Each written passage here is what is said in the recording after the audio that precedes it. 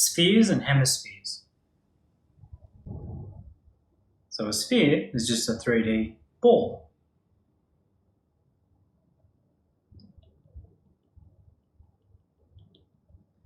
And to find the volume or surface area of a sphere, the only thing we need to know is its radius.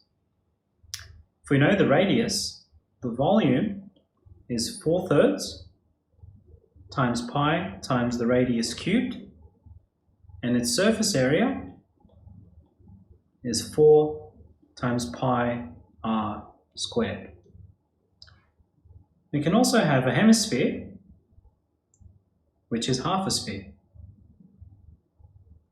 And to find its volume and surface area, we also only need to know the radius.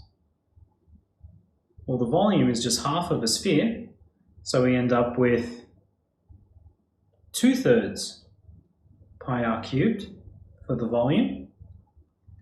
And the surface area, we end up with half of the surface area, 2 pi r squared, but plus the area of the top circle, because we've cut it open, plus pi r squared. And 2 pi r squared plus pi r squared gives us 3 pi r squared. And we'll use these to find the volumes and surface area of some examples. So if we have a sphere with a radius, this is a 3D sphere, with a radius of 5 centimeters, what's its volume and surface area? So we know its volume equals 4/3 pi r cubed.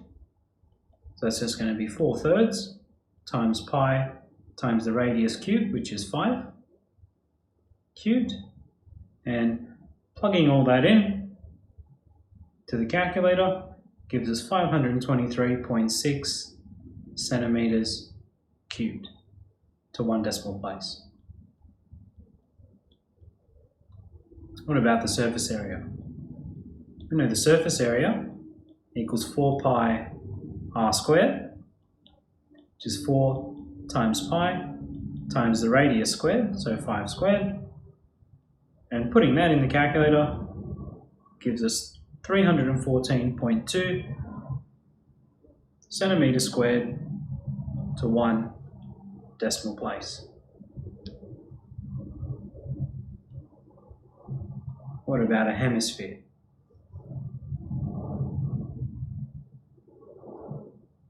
With a radius of 4.2 meters. Want to find its volume and surface area.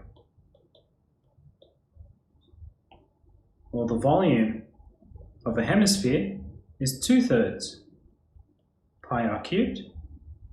So we're going to get 2/3 times pi times the radius cubed, so 4.2 cubed.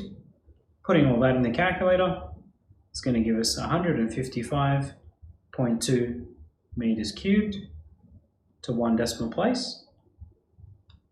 Our surface area of a hemisphere we know is 3 pi r squared. So we get 3 times pi times our radius, which is 4.2 squared.